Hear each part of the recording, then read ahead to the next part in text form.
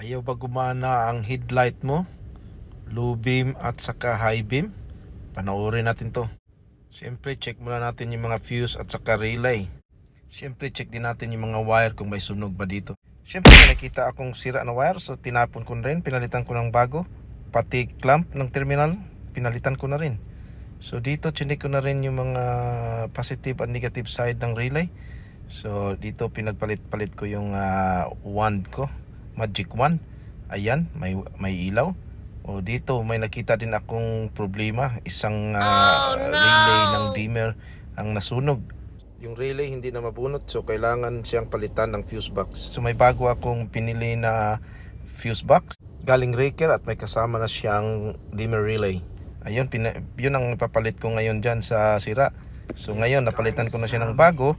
Ayun, ayos na siya. So ngayon nalagay ko na rin yung